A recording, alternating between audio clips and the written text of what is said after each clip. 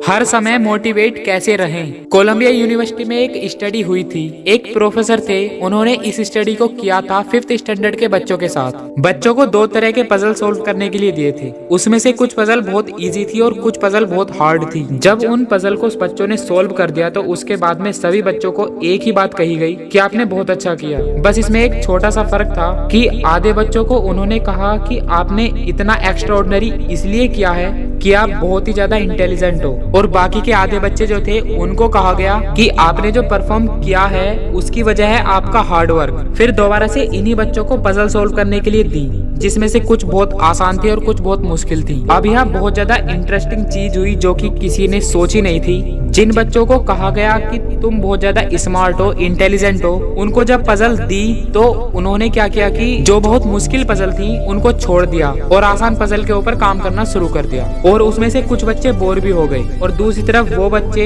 जिनको कहा गया था कि आपने एक्स्ट्राऑर्डिनरी इसलिए किया है क्योंकि आपने हार्ड वर्क किया, उन्होंने आसान पजल को अटेम्प्ट नहीं किया बल्कि मुश्किल से मुश्किल पजल को अटेम्प्ट किया और सोल्व भी किया। उसके बाद में जब ये स्टडी कंप्लीट हुई तो उन बच्चों से पूछा गया कि किसको सबसे ज्यादा मजा आया इसको करने में। तो वो बच्चे जिनको कहा गया था कि आप स्मार्ट हो, इंटेलिजेंट हो, उनको मजा नहीं आया, यानी कि वो मोटिवेट नहीं थे। और वो बच्चे जिनको कहा गया था कि आपने जो भी कुछ किया है वो अपने हार्ड वर्क की वजह से किया है, उन्होंने ना सिर्फ अच्छा परफॉर्म किया बल्कि एंड तक मोटिवेट भी थे और उनको मजा भी आया। देखो हुआ क्या कि जिन बच्चों को कहा गया था कि आप बहुत ज्यादा स्मार्ट हो, इंटेलिजेंट हो, उनका जो लोकस ऑफ कंट्रोल था उनके अंदर नहीं था, उनके बाहर था। लोकस का मतलब होता है सेंटर ऑफ कंट्रोल, मतलब कि अगर वो स्मार्ट हैं, अगर वो इंटेलिजेंट हैं तो इसमें उनका कोई रोल नहीं है, वो उनके कंट्रोल के बाहर है। और दूसरी तरफ जिन बच्चों को कहा गया था कि जो भी आपने अचीव किया है वो अपने हार्ड वर्क की वजह से अचीव किया है, जो उनका लोकस ऑफ कंट्रोल था वो उनके अंदर था, यानी कि हार्ड वर्क पूरी तरह से उनके हाथ में था कि अब उनके ऊपर है कि वो कितना हार्ड वर्क करें। अगर अपने आप को हमेशा मोटिवेट रखना चाहते हो तो उसका सिर्फ एक ही तरीका है कि जो कंट्रोल है उसे पूरी तरह से हमारे हाथ में होना चाहिए। ऐसा क्या होता है कि जो कंट्रोल है वो हमारे हाथ से चला जाता है, और ऐसा क्या होता है कि जब कंट्रोल हमारे हाथ में आ जाता है। आप जिस भी फील्ड में हो उस फील्ड में कुछ लोग हैं जो टॉप पर बैठे हैं। आपके पास में 2 ऑप्शन है। पहला, आप बोल सकते हो कि वो लोग, उनके अंदर कुछ ऐसा स्पेशल है, उनके अंदर कुछ एक्स्ट्राऑर्डिनरी है, उनके अंदर कुछ ऐसा टैलेंट है जो आपके अंदर नहीं है, या फिर उनकी किस्मत है जिसकी वजह से वो वहाँ पर बैठे हैं, या फिर उनके पास कुछ था, किसी का सपोर्ट था जिसकी वजह से वो वहाँ पर हैं। अगर इसमें से आपने कुछ भी बोला तो आप फंस गए, तब आप डीमोटिवेट हो गए, आप वहाँ पर मोटिवेट नहीं रह सकते